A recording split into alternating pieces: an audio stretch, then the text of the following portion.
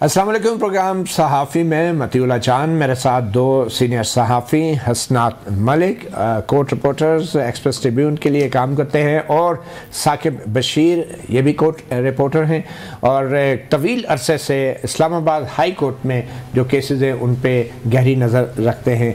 मगर हम बात का आगाज़ करेंगे साबिक़ अटॉर्नी जनरल फॉर पाकिस्तान जनाब अशतर औसाफ अली से, और हम बात करने जा रहे हैं सुप्रीम कोर्ट के उस तारीखी फ़ैसले की कि जिसके तहत 56 साल बाद कौम को ये बताया गया है कि जो फ़ौजी अदालतों में सिविलियन शहरियों का जो आज तक ट्रायल होता रहा है, मुकदमात होते रहे हैं, फ़ैसले होते रहे हैं, उनमें से कुछ फांसी पे भी चढ़ गए, वो सब कुछ गलत था। सुप्रीम कोर्ट की तरफ से पहली बार आइन में और कानून में ऐसी तशरीह की गई है जिसके बाद अब कोई भी सिविलियन शहरी जो है वो किसी फौजी अदालत में उसका ट्रायल नहीं हो सकेगा।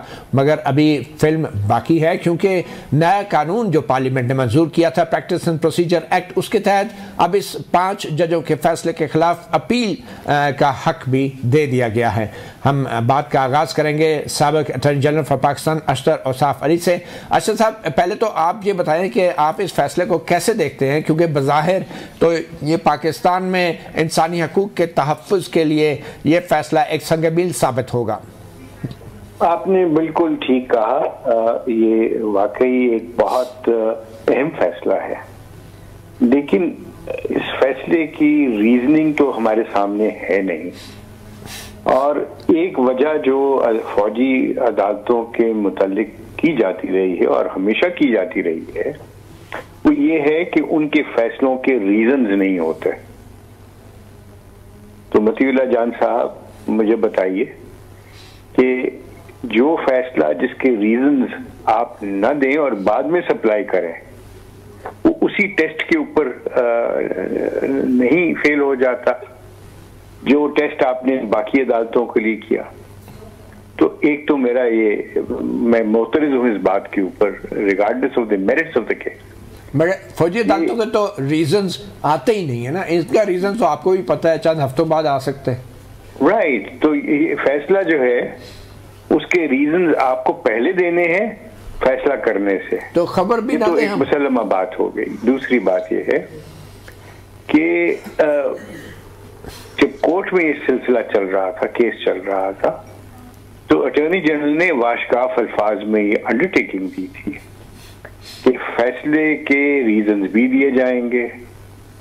नंबर 2, जो अपनी मर्जी के वकील करना चाहें उनको पूरी इजाजत होगी, तमाम कागजात उनको दिए जाएंगे, तमाम वीडियोस और जो शवाहिद हैं वो डिफेंस को दिए जाएंगे। और तीसरी बात ये कि अपील का हक भी होगा। और ये तो तय हो चुका है, आलमी अदालत तक जब ये मामला गया था और आप भी उसको बहुत कवर करते रहे, कुलभूषण का केस था, वहां पे भी फौजी अदालत ही के मामलात थे, और आलमी अदालत ने भी ये करार दिया था कि इसके अंदर ना तो कोई मिसट्रायल है, ना फौजी अदालतों के जो प्रोसीजर है वो अनफेयर है, और आर्टिकल 10A से मतलब यहाँ तक तो ये बात हो गई। अगली बात जो है वो ये है कि अभी तो ट्रायल जो है वो स्टे हुए हुए थे, और अगर कोई शुरू भी जिस तरह कहा जा रहा था कि कर दिए गए हैं, तो अदालत कह सकती थी कि आप इसको रोक दें और जब तक कि हम ये फैसला नहीं करते। तो अब क्या होगा? क्या वैक्यूम में नहीं चला जाएगा सारा मामला? मगर अशरफ साहब, आलमी अदालत ने पाकिस्तान के आइन की तो तशरीह नहीं करनी थी ना, हमारी तो सुप्रीम कोर्ट ने आइन की तशरीह करनी थी। नहीं, और इंसानी हकूक की हमारे आइन को भी उन्होंने देखा, और universal declaration of human rights को भी देखा, और ट्रीटीज को भी देखा, और जस्टिस वकार सेठ की जो जजमेंट थी फौजी अदालतों के फैसलों के खिलाफ, उसको भी बुनियाद बनाया आलमी अदालत में बुनियाद बनाया करने के लिए, और कहा कि आर्टिकल 199 के तहत ये हमारी अदालतों को पूरा इख्तियार हासिल है कि वो किसी भी मिलिट्री ट्रायल को, मिलिट्री कोर्ट के ट्रायल को कलअदम करार दे सकते हैं। तो हमारी अदालतों ने फैसला दे दिया, हमारी अदालतों ने फैसला दे दिया, जस्टिस वकार सेठ ने भी दिया, सुप्रीम कोर्ट ने भी दे दिया। बिल्कुल। तो इसका मतलब क्या हुआ कि मतलब ये है कि वो तमाम के तमाम हकूक हासिल थे तमाम लोगों को जिन्होंने चैलेंज नहीं किया था, कि वो जब उनका ट्रायल होगा तो उनको अपील का भी हक होगा, और आर्टिकल 199 के तहत सारा का सारा रिकॉर्ड कोर्ट देख सकती है। बहरहाल अब तो आपको भी अपील का हक है, हुकूमत को भी अपील का हक है, वज़ारत दिफा को भी अपील का हक है, अपील में जा सकते हैं जी, वो जाएंगे, जा सकते हैं। और ये फैसला जो आज सुनाया गया ये अब हतमी नहीं है, ये सब्जेक्ट टू दी अपील होगा। ठीक है। अच्छा अशरफ साहब क्विकली ये बता दें कि ये जो आज का फैसला है, क्या सुप्रीम कोर्ट या हाई कोर्ट्स के उन तमाम फैसलों पर भी इसका असर हो सकेगा, उन तमाम फौजी अदालतों के फैसलों पर जो 21वीं आईनी तरमीम से पहले के अरसे में दिए गए या फिर 2019 में के बाद में दिए गए? तो तमाम फैसले, ये सिर्फ 9 मई के मुल्ज़मान पे इसका असर नहीं होगा, बल्कि तमाम सिविलियन शहरी जिनके खिलाफ फौजी अदालतों में ट्रायल चलाया गया 21वीं तरमीम के अरसे के अलावा, उन सब पे इस फैसले का असर होगा। देखना पड़ेगा कि सुप्रीम कोर्ट इस बात को कैसे देखता है। अमूमन सुप्रीम कोर्ट या कोई हाई कोर्ट जब इस तरह के मामलात को देख रहा होता है तो पास्ट एंड क्लोज ट्रांजैक्शन को नहीं खोलता, और जो पास्ट एंड क्लोज ट्रांजैक्शन है जाहिर है वो रीओपन नहीं हो सकेंगे। लेकिन तो आइन कानून की तशरीह हो गई, इसमें ना सिर्फ तशरीह हुई बल्कि कानून को कलअदम करार दिया उन्होंने, सिर्फ तशरीह नहीं की। अच्छा, ये जो फैसला है इसके सब पैरा 3 में कहा गया है कि ये मजीद करार दिया जाता है कि कोई भी कार्रवाई जो आर्मी एक्ट के तहत की गई है मज़कूरा बाला अफराद या दूसरे या दीगर अफराद के खिलाफ जो 9 मई के अलावा अफराद हैं और जो इसी तरह की सूरत हाल, इसी तरह की कार्रवाई का जिनको सामना है जिसमें कोर्ट मार्शल भी शामिल है, उनके खिलाफ तमाम कार्रवाइयाँ जो हैं वो कानूनी और आइनी तौर पर गैर मौसर करार दी जाती हैं। तो इसका मतलब है ये सिर्फ 9 मई का मामला नहीं है, दीगर अफराद के केसेस का भी मामला है। चूंकि केस में उन्होंने फैसला ये दिया है कि वो शिक वो कानून की जो है उसको कलअदम करार दिया, तो वो उन तमाम मामलात को जो पेंडिंग है। अच्छा आखिर में क्विकली ये बता दें, आई नो आपका वक्त भी बहुत कीमती है। अशरफ साहब 1967 में ये 21D की शिक डाली गई थी जिसमें जो आम शहरी हैं उनका भी ट्रायल हो सकता था, तो 56 साल गुजर गए। इस दौरान बहुत से शहरियों को सजाएं भी हुई, कुछ को सजाए मौत भी हुई इसी शिक के तहत। तो वो तमाम जो सजाएं हुई इन 56 साल के दौरान, इससे पहले भी तो ये सवाल उठते रहे ना इस शिक के ऊपर सिविलियन शहरियों के फौजी अदालतों में ट्रायल के हवाले से, तो ये आपके नज़दीक ये अचानक सुप्रीम कोर्ट ने फैसला 56 साल बाद कैसे दे दिया? सबसे पहले तो ये मामला था जिसमें आप उर्फ़-ए-आम में FP अली केस कहते हैं। FP अली केस में भी इसके ऊपर सैर हासिल गुफ्तगू हुई, उसके बाद सैर हासिल गुफ्तगू बाद के केसेस में भी हुई, और उनमें सबसे ज्यादा सिग्निफिकेंट जो केस है वो है रावलपिंडी बार एसोसिएशन का। इन सब में बल्कि रावलपिंडी बार एसोसिएशन की केस में बड़ी सराहत के साथ न सिर्फ आर्मी एक्ट को देखा गया बल्कि प्रोसीजर्स को भी देखा गया, रूल्स एंड रेगुलेशंस जो हैं उनको भी देखा गया, और कहा गया कि ये 10A से मुतसादम नहीं है, और वो 11 रुकनी बेंच का फैसला है। तो ये चीज अब देखना होगी कि सुप्रीम कोर्ट अपील में इसके बारे में क्या कहती है। अच्छा, आखिर में अशरफ साहब आप बतौर अटॉर्नी जनरल फॉर पाकिस्तान आइनी अदालतों में पेश होते रहे हैं और सिविलियन अदालतों, आपके नज़दीक जो है बतौर अटॉर्नी जनरल सिविलियन अदालतें जो आला अदालतें हैं, हाई कोर्ट और सुप्रीम कोर्ट, वो बालादस्त हैं, तो आपकी तरफ से फौजी अदालतों का दिफा करना खुद आपको कुछ अजीब महसूस नहीं होता? मैंने उस वक्त भी इन जो आइन और कानून का दिफा ही किया है, और जब रावलपिंडी बार एसोसिएशन का मामला था और उसके बाद आप खुद अदालत में आते रहे हैं, वो जो तमाम केसेस जब आए थे जो वकार सेठ साहब के फैसले थे और बाकी जज साहिबान के फैसले थे, उनके खिलाफ मैंने ही दिफा किया था। और मैं समझता हूँ कि ये कह देना कि फौजी अदालतें इंसाफ नहीं कर सकती सही बात नहीं होगी। फिर आप ये कह रहे हैं कि आपके फौजी भाई जो हैं उनको इंसाफ नहीं मिलना चाहिए। नहीं, फौजी भाई तो माशाल्लाह 11 साल हुकूमत भी करते रहे हैं, वो तो बिल्कुल इंसाफ कर सकते हैं। और मार्शल लॉ के दौर में जो फौजी अदालतें थी उनमें और इस बज़ाहिर सिविल दौर में फौजी अदालतों में क्या फ़र्क दिखता है आपको? बहुत फ़र्क है। वो है समरी ट्रायल होता था, ये समरी ट्रायल नहीं है, इसमें बिल्कुल ऐसी बात नहीं। और आपने एक बड़ी अच्छी बात की है, और वो आपकी सोच के लिए भी, और ये एक चीज मलूज़ खातिर रखना जरूरी है। बहुत सारी फौजी तनसीबात हैं, बहुत सारे इदारे हैं फौजी के, एयरफोर्स के और नेवी के, जिनमें सिविलियन काम करते हैं, और अगर वो किसी जुर्म के मुर्तकब हों जो कि उन तनसीबात से या उन मामलात से जो कि हमारी मुल्क की सालमियत के लिए ज़रूरी है वो करें, तो फिर उनका ट्रायल तो फिर नहीं हो सकेगा ना फौजी अदालतों में। और आइन का आर्टिकल 8 इसी चीज़ के लिए तो बनाया गया था कि उन तमाम मामलात को तहफ़्फ़ुज़ हासिल होगा जो कि डिसिप्लिनरी फोर्सेस के मुतल्लिक़ है। तो इस चीज़ को भी आप ज़रूर मलूज़े खातिर रखें कि इसका इम्पैक्ट क्या होगा। इसका इम्पैक्ट एक ये भी हो सकता है कि जो सिविलियन शहरी हैं उनको वर्दी पहना दी जाए, उनको कमीशन दिया जाए, उनको बाकायदा भर्ती किया जाए, और जिस तरह फ़ौज के एक्ट के तहत सिविलियन शहरी नहीं आते, इसी तरह जो फ़ौज के एहलकार और अफसर हैं उन्हें सिविलियन इदारों में भी नहीं आना चाहिए। और अगर यही इंटरप्रिटेशन आपकी हो तो फिर ये आपने आइलैंड्स क्रिएट कर दिए, फिर आपने तफरीक पैदा कर दी, और यही तो चीज़ है जिसको हमें अवॉइड करना है। ना आइलैंड्स बनाने हैं, ना तफरीक पैदा करनी है, बल्कि मिल के काम करने हैं। लेकिन ये जो आर्मी एक्ट है ये तो आइलैंड बनाता है, फौज के लिए अलग कानून है, सिविलियंस के लिए अलग, ये तो आइलैंड बनाया है आर्मी एक्ट ने। इसी तरह जो ब्यूरोक्रेट्स हैं उनके लिए भी अलग कानून है, उनके लिए ट्राइब्यूनल्स अलग हैं, और उनको अपील का हक भी नहीं हासिल। आप याद रखिए, तो किसी ब्यूरोक्रेट के ट्राइब्यूनल में किसी फौजी का केस चल सकता है फौजी के खिलाफ?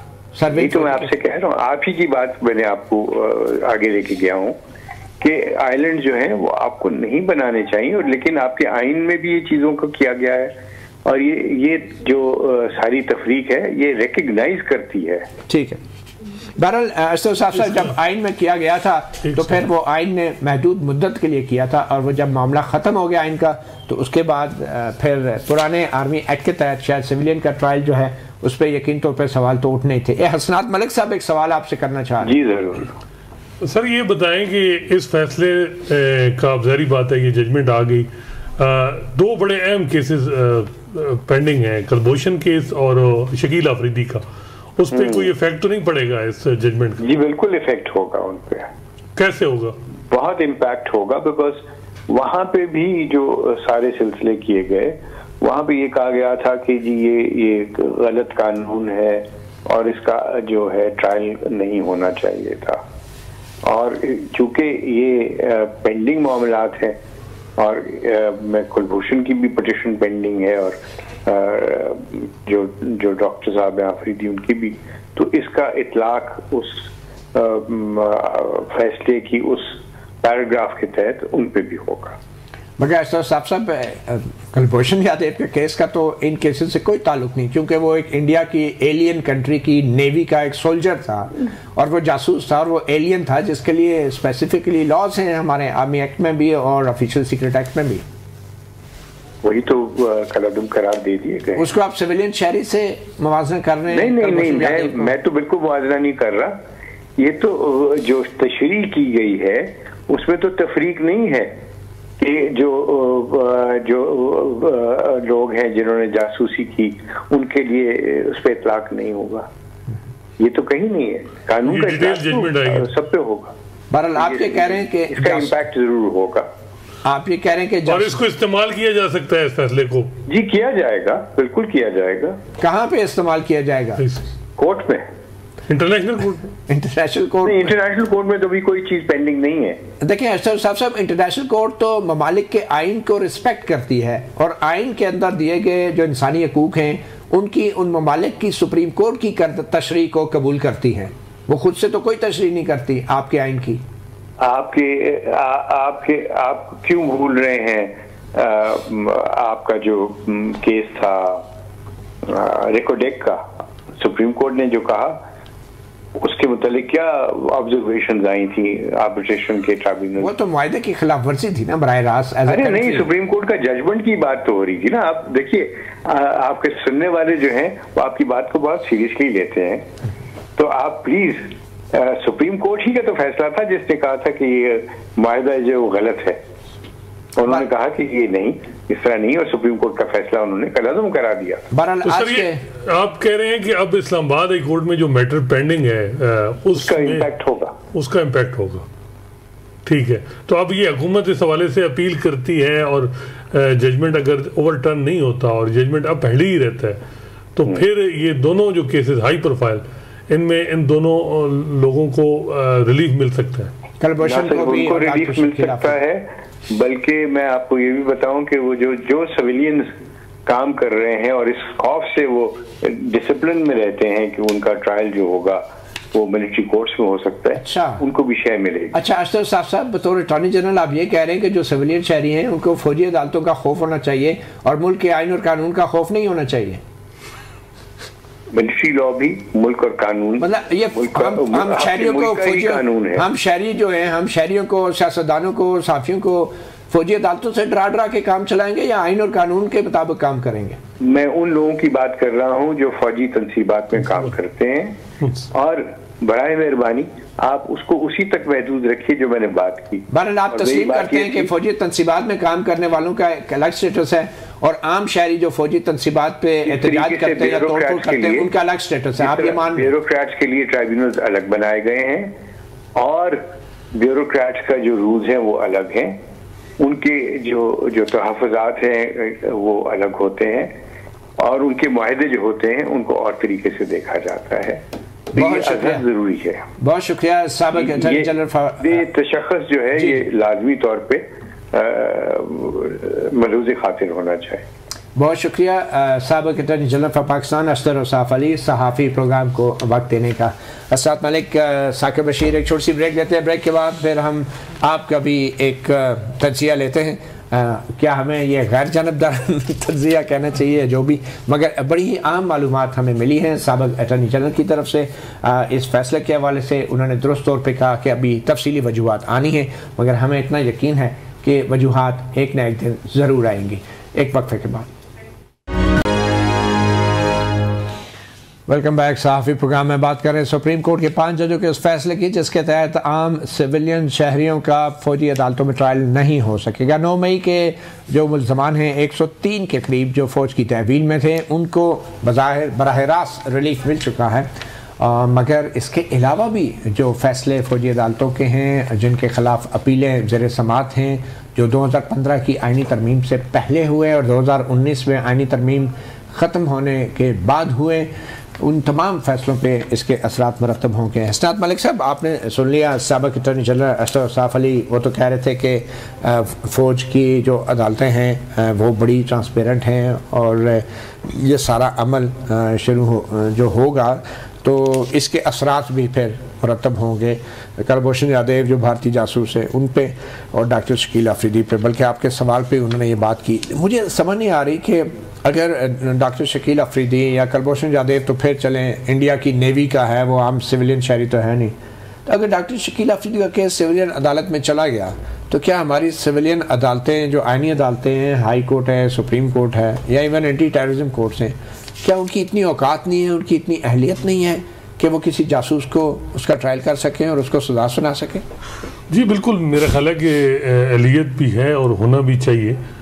उसी की फिर लेजिटिमेट होते हैं आर्डर जब आपके बेशक फौजी अदालतों के फैसलों में वेल रीज़न हो, एडमिटेड फैक्ट हो, सारा कुछ, लेकिन उन पे हमेशा पूरी दुनिया में जो है वो शक की निगाह में देखा जाता है। यही कलभूषण केस में बड़ा पाकिस्तान लकी रहा कि जो मिलिट्री ट्रायल था उसको क्वेश्चन नहीं किया और कहा गया कि जी वहाँ की जो अदालतें हैं उन्होंने उसका रिव्यू बड़ा आज़ादाना किया और वो वकार सेठ साहब की जजमेंट उसकी बुनियाद पे उन्होंने फिर कहा कि हम एक्सपेक्ट करते हैं कि कोई इफेक्टिव रिव्यू दिया जाएगा। और सुप्रीम कोर्ट के आज के फैसले से तो हमारी अदालतों की और निज़ाम अदल की साख आलमी सतह पर मज़ीद बेहतर हुई। बिल्कुल, इसमें कोई शक नहीं। और मेरे ख्याल में ये बड़े अरसे बाद मिलिट्री इस्टेब्लिशमेंट को सुप्रीम कोर्ट से बड़ा धचका लगा है। इलेक्शन मैटर हो या जो भी, उसमें डायरेक्टली उनके इंटरेस्ट इन्वॉल्व या उनकी नहीं था वो चीज़ें। ये मैटर जो था जिसमें जो और भी ट्रायल है सिविलियन, ये 56 साल जिस तरह आप बता रहे हैं 56 साल पुराने जो कवानीन हैं जिनको स्ट्राइक डाउन किया है, तो फिर ये तो बहुत बड़ा मेरा ख्याल है कि एक दफ़ा आंखें खुल गई हैं एस्टेब्लिशमेंट। लेकिन एक शक तो पैदा होता है कि 56 साल तक हमारी अदालतें और ये हमारे सियासी कारकुन जो ये सोए रहे और ये अटॉर्नी जनरल्स जितने भी हैं और जितने अब इवन के जस्टिस जवाद ख्वाजा जो कि वन ऑफ द पिटिशनर इसमें है या इसके अंदर इसी में जो तो वो बतौर जज बतौर वकील 56 साल के दौरान वो वकील बने, प्रैक्टिस की, जज बने और चीफ जस्टिस बने, ना उन्होंने कभी कोई केस किया, ना दलाइल दिए, ना कभी फैसला किया, और आज अचानक 56 साल बाद दरख्वास्त लेके आ गए। ये कहाँ रहे ये लोग 56 साल तक? कई लोग फांसी चढ़ गए हैं। वो बात बिल्कुल बिल्कुल ठीक है। एक तो बात ये है कि 10A वो 18वीं तरमीम में है और उसमें due process, fair trial, right of appeal, वो सारी चीजें अच्छा, ये 10A से पहले मुल्क में फेयर ट्रायल का कोई कॉन्सेप्ट वो देखिए एक कॉन्स्टिट्यूशन में एक चीज आ गई है ना कि कॉन्स्टिट्यूशन में अब पहले कॉन्स्टिट्यूशन में आर्टिकल राइट टू लाइफ तो था, वो था, आर्टिकल 10 भी था, सारी बात। और मेरा ख्याल है कि इस तरह डायरेक्टली चीजें आई भी नहीं। 184(3) में ये जो पहले आया मामला वो था कॉन्स्टिट्यूशन अमेंडमेंट थी जिसमें थोड़ा जुडिशियल रिस्ट्रेंट का मुजाहरा किया गया कि जी पार्लियामेंट ने एक कॉन्स्टिट्यूशन अमेंडमेंट की और सनसेट क्लाज है 2 साल के लिए। इस वजह से ये जो मामला था इसमें इतलात ये थी कि खुद जो सिविलियन लीगल टीम थी वो भी रिलेक्टेंट थी और वो उनको भी था कि जी ये मामला जो है बड़ा मुश्किल, लेकिन क्योंकि जस्टिस बंदयाल को इलेक्शन के मैटर में शिकस्त हुई थी कि वो इलेक्शन नहीं करवा सके थे, तो एस्टैब्लिशमेंट कॉन्फिडेंट थी कि ये मामला ये भी गो थ्रू हो जाएगा। और मेरा ख्याल है कि आज उन जजेस ने, वो जजेस जो 4-5 महीने से मिलिट्री एस्टैब्लिशमेंट के कहीं ना कहीं निशाने पे या दबाव में थे, उनकी तरफ से एक रिएक्शन आया और बड़ा स्ट्रांग रिएक्शन आया। मेरा ख्याल है कि उसने बहुत सी आंखें खोली। अब सुप्रीम कोर्ट, पूरी सुप्रीम कोर्ट के लिए बड़ा मुश्किल होगा कि ये ऑर्डर ओवरटर्न करे। अच्छा, आप और मैं जिनको हम ख्याल बेंच कहते थे, अब उन पे कोई गिला तो नहीं आपको? मेरा ख्याल है कि अब वो ये जो एक परसेप्शन थी कि ये सिर्फ सियासतदानों के खिलाफ फैसले करते हैं, पार्लियामेंट के खिलाफ करते हैं, आज उससे सख्त बड़ा फैसला उन्होंने फौज एस्टैब्लिशमेंट के खिलाफ किया। तो इससे में मेरा ख्याल है कि उन्होंने क्रॉस द बोर्ड जब भी कोई मैटर आया किया। ये अलग बात है कि हम कहेंगे जी पीटीआई के मैटर था, इंटरमेंट सेंटर में क्यों नहीं किया, लेकिन इसके इफेक्ट जो है जजमेंट के वो और मैटर पे भी होंगे। अच्छा, आप क्विकली बताएं अपील में क्या होगा? अपील में ज़ाहिर बात है ये हो जानी है और 14 दिन के अंदर फिक्स होनी है। मे बी मामला जजमेंट सस्पेंड हो जाए, सस्पेंड हो गया जजमेंट तो वो जिन जजेस ने किया उन पे बड़ा सवाल, बहुत ज़्यादा क्रिटिसिज्म होगा। 7 जजेस का या 6 जजेस जिन जजों ने सस्पेंड किया जी, तो उन पे तनकीद होगी। आप उन्हें खबरदार कर रहे हैं, वार्न कर रहे हैं? नहीं, वो देखिए ये पॉपुलर एक जजमेंट है, पॉपुलर जजमेंट है, आसान नहीं है इसमें जो है वो किसी भी जज। लेकिन वो जो 9 मई को कार्रवाई हुई, फौजी तनसीबात पे हमले हुए, वो तो इतनी पॉपुलर कार्रवाई नहीं थी ना। देखिए वो अलग बात है, मैं वही कह रहा हूँ 80C में सजाएं ज़्यादा थी।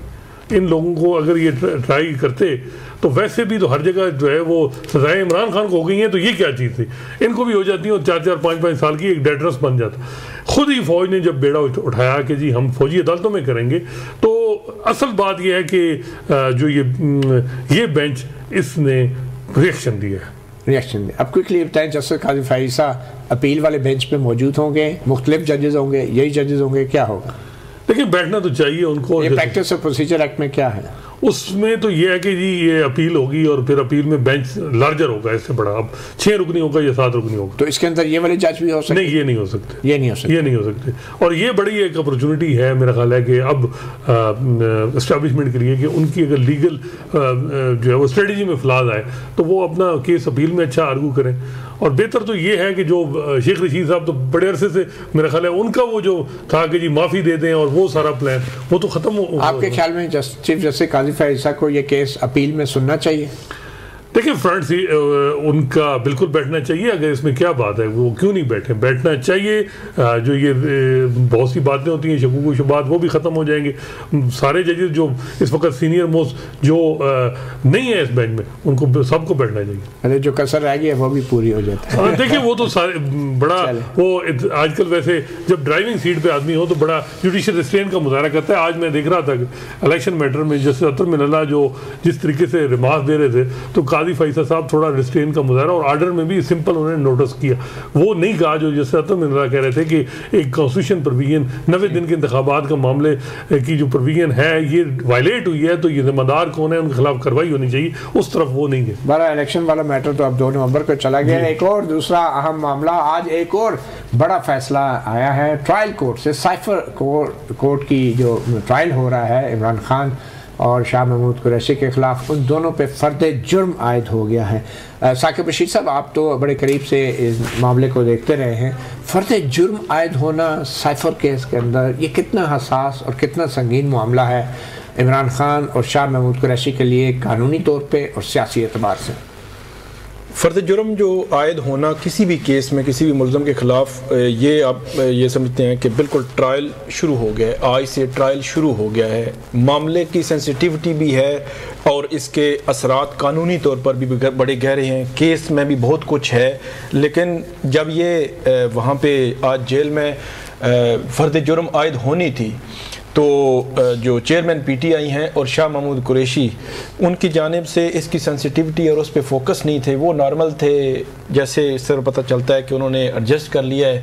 जिस तरह चेयरमैन पीटीआई वहाँ पे आए हैं इमरान खान, तो उन्होंने कहा जी मुबारक हो कौम को कि मंडेला जो है वो वापस आ गया है। इससे आगाज़ हुआ। फिर उन्होंने जज साहब को कहा कि आपका शुक्रिया कि मेरे बेटों से जो है वो टेलीफोनिक गुफ्तगू करा दी है, और प्लस उन्होंने कहा कि वो साइकिल का आपको कहा था वो तो करें, तो उन्होंने फिर कहा जी साइकिल दें इनको एक्सरसाइज के लिए, तो वो साइकिल उनको फराहम कर दी। ये काफ लीग वाली साइकिल है या कोई और साइकिल है?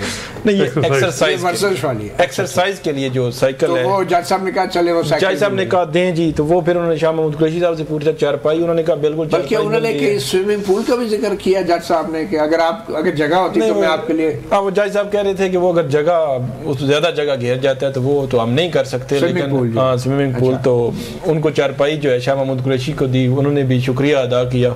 तो उसके बाद जज साहब ने चार्ज फ्रेम किया, चार्ज पढ़ा कि ये आपके जो ऑफिशियल सीक्रेट एक्ट का जो सेक्शन 9 और 5 है, ये दोनों सेक्शन आपको अट्रैक्ट कर रहे हैं। उसमें फिर उन्होंने बताया एक तो आपने रिटेन किया है, जो साइफर कॉपी आपके पास थी वो नहीं रख सकते थे, आपने रखी, उसके बाद आपने वापस नहीं की, फिर उसको आप गलत इस्तेमाल किया, अनऑथराइज्ड पर्सन के सामने आप कम्युनिकेट किया, एक जलसे में आपने उसका बयान किया, उसके पाकिस्तान की जो फॉरेन पॉलिसी थी, अमेरिका के साथ जो ताल्लुकात थे, जो कॉन्फिडेंशियल थी, इसमें कॉन्फिडेंशियल जो लेटर था इसको। फिर उसके बाद उन्होंने कहा कि साइफर के हवाले से जो कम्युनिकेशन सिस्टम है, जो पाकिस्तानी मिशंस हैं अब्रॉड के, उन पूरे सिस्टम को आपने जो है वो मशकूक करवाया है अपने एक्ट से, तो उन पर तो ये सेक्शन लगी। फिर शाह महमूद कुरैशी के हवाले से उन्होंने लिखा कि 28 मार्च को आपने जो मीटिंग की बनी गाला में, तो आपने इनके साथ मिलकर ये मुआवनत की आपने सारे एक्ट में, तो इसलिए आप पर भी ये लगेगा कि दोनों की जो सेक्शंस हैं, जो चार्ज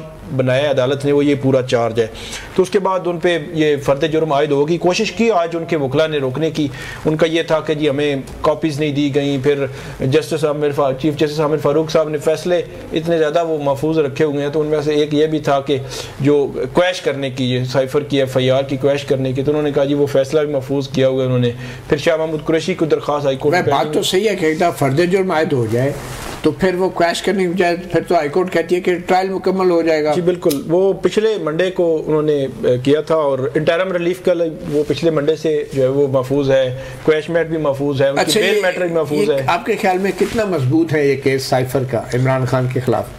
साइफर के केस में जो मैंने देखा है चालान जो है उसमें दो किस्म के पहलू हैं। एक तो इंटरनली विद इन पाकिस्तान उसमें कितना इफेक्ट हुआ, रिटेन किया, मिसयूज़ किया, रॉन्गली आपने कम्युनिकेट किया, वो आप नहीं कर सकते। और कितनी सजा है इसमें? इस सारे एक्ट में ये साबित हो जाए तो 2 साल सजा है। 2 साल मतलब 3 सेक्शन है मुख्तलिफ, 2 साल है, तो इकट्ठी सजा 2 साल की होगी। और जो बैरूनी एलिमेंट है उसमें फिर यह है कि 14 साल या सजाए मौत है, 14 साल सजा या सजाए मौत है। वो आप लिंक साबित कर दें कि बैरून मुल्क किसी दुश्मन मुल्क के साथ या दूसरे मुल्क के साथ कोई इनका राब्ता था, कोई चीज़ शेयर की, उन्होंने पाकिस्तानी स्टेट के खिलाफ इस्तेमाल की और पाकिस्तान का स्टेट को नुकसान हुआ उसको, तो उस एंगल में उनको सजा जो है वो जो आजम खान और जो हमारे असद मजीद एम्बेसडर थे उनके बयानात में जो चीज़ सामने आ रही है कि इसको इस्तेमाल किया गया साइफर को और पाकिस्तान को आलमी सतह पर इसका बहुत डैमेज हुआ डिप्लोमेटिकली, तो ये उस सेकंड कैटेगरी के हवाले से बयानात भी बड़े अहम हो जाएंगे। जी बिल्कुल, वो बयानात भी बहुत अहम है, लेकिन आजम खान और जो असद मजीद है उनके बयानात पर कुछ सवालात भी हैं, वो लेकिन सवालात वो जरा पे उठाए जाने अभी हमें भी नज़र आ रहे हैं कि कुछ चीज़ें हैं,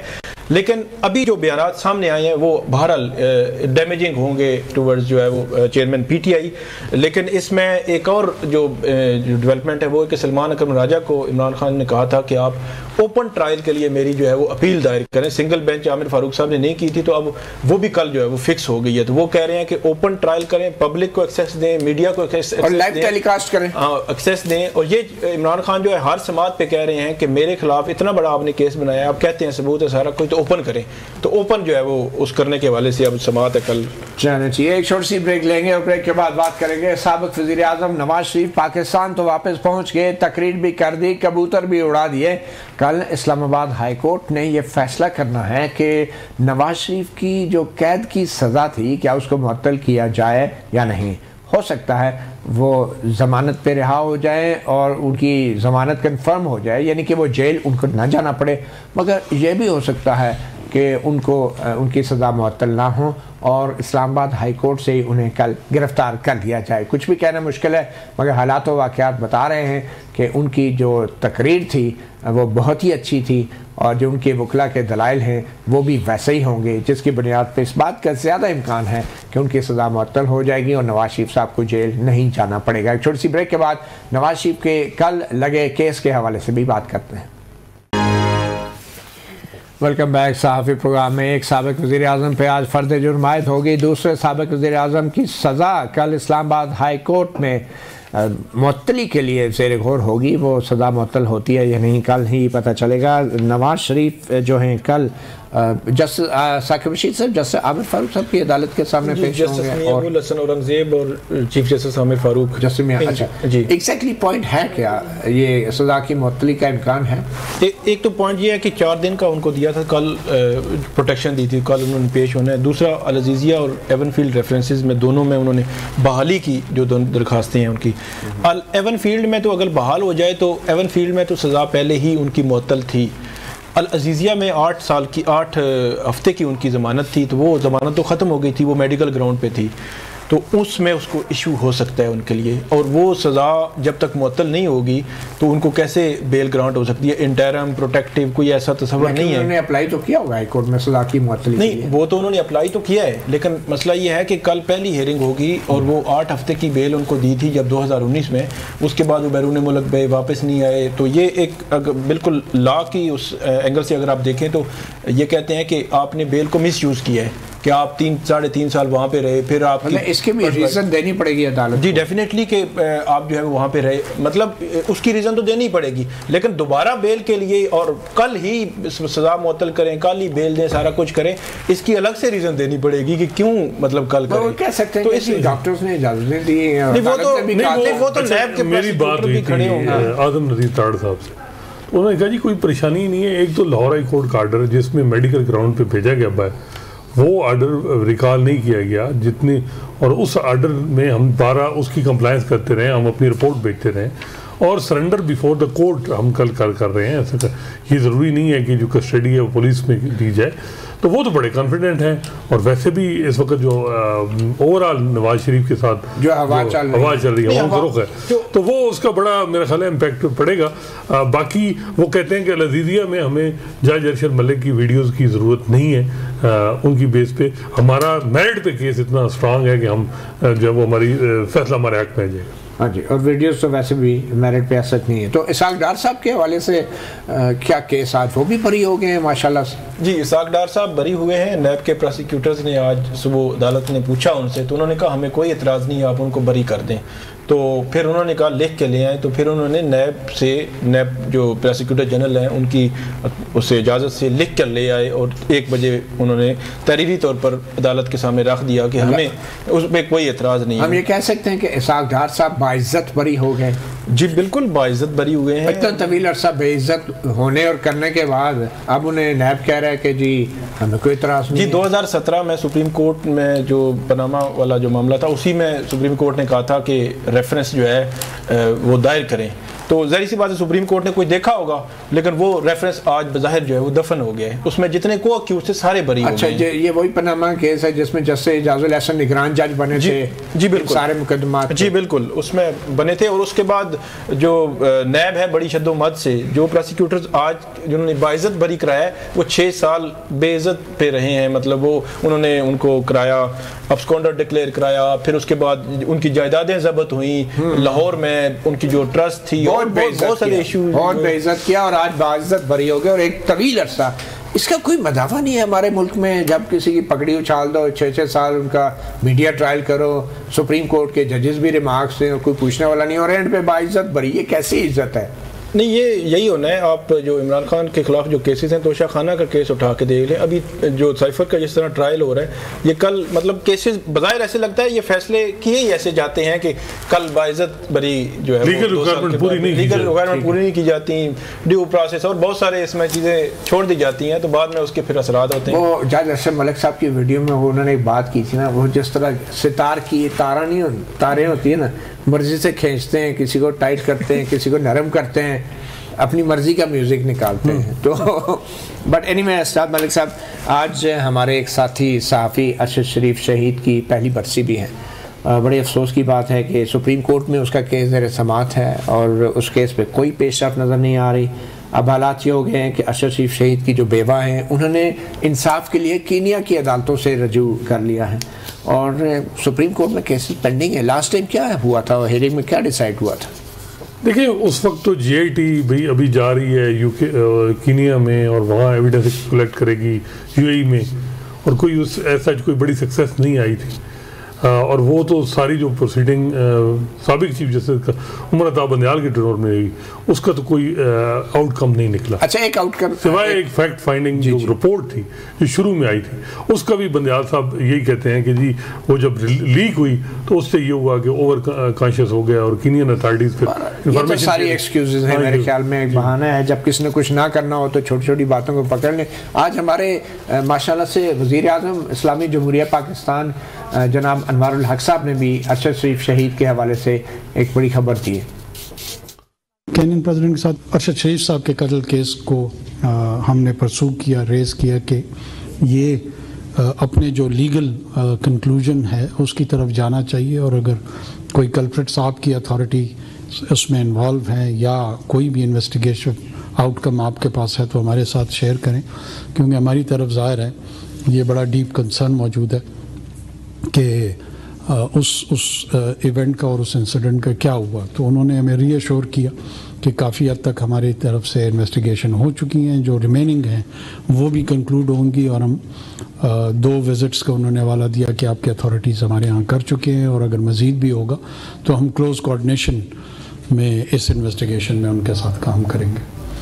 साकिब बशीर साहब, हमारे वज़ीर आज़म कीनिया की हुकूमत से मदद मांग रहे हैं, तो अपने इदारों से जो कुछ पाकिस्तान में हुआ अरशद शरीफ के साथ, उसके हवाले से तो कम से कम वो अपने इदारों से ही मदद मांग लेते पहले। अरशद शरीफ के जाने की वजूहात का सिर्फ अगर जायज़ा ले लिया जाए और उसकी तहकीकात हो जाए तो मेरे ख्याल में बहुत चीज़ें जो है वो सॉल्व हो जाएंगी। और ख़ास तौर पर 16 मुकदमात उन पर दर्ज हुए थे और सारे फेक केसेस थे, फ्रिवलेस थे, और जानबूझ के कभी कराची में, कोई बलोचिस्तान में, कोई इस्लामाबाद में, तो उनके लिए ये ज़मीन तंग की गई। तो ये ज़मीन तंग क्यों की गई, मेरा ख्याल है इस सवाल का जवाब ढूंढ लिया जाए तो बहुत करीब हम पहुंच जाएंगे। कीनिया से तवक्को लगाए बैठे हैं हम कि कीनिया हमें सारा कुछ करके देगा, तो ये बड़ा मुश्किल है। असना सर, कीनिया से हमारी बड़ी तवक्को है, अपनी सुप्रीम कोर्ट से कोई आपको तवक्को है? देखिए, सुप्रीम कोर्ट अब दोबारा जो मौजूदा चीफ जस्टिस हैं काजी फैसल, उनको ये मामला टेकअप करना चाहिए और ख़ुद बेंच को प्रिजाइड करना चाहिए। और मुझे तो कोई ऐसा उम्मीद नहीं लग रही। इस किस्म के जो केसेस हैं, क्या बेनज़ीर शहीद या उससे पहले जो बड़े हाई प्रोफाइल मर्डर हुए, उनका अभी तक कोई आप कह सकते हैं कि कहीं लॉजिकल एंड तक कोई चीज़ नहीं गई। हिस्ट्री फिर जज करती है, हर आदमी का अपना अपना तजज़िया है, और उसमें अल्टीमेट नुकसान फिर रियासत का ही होता है। रियासत का होता है, रियासी इदारों का होता है, निज़ाम इंसाफ का होता है, और पूरे मुल्क और पूरी कौम का नुकसान होता है, क्योंकि खौफ की फ़िज़ा में सच कहना और सच लिखना बहुत मुश्किल हो जाता है और कौम अंधेरों में ही चलती रहती है। सहाफ़ी प्रोग्राम से इतना ही इजाज़त दीजिए। अल्लाह हाफ़िज़।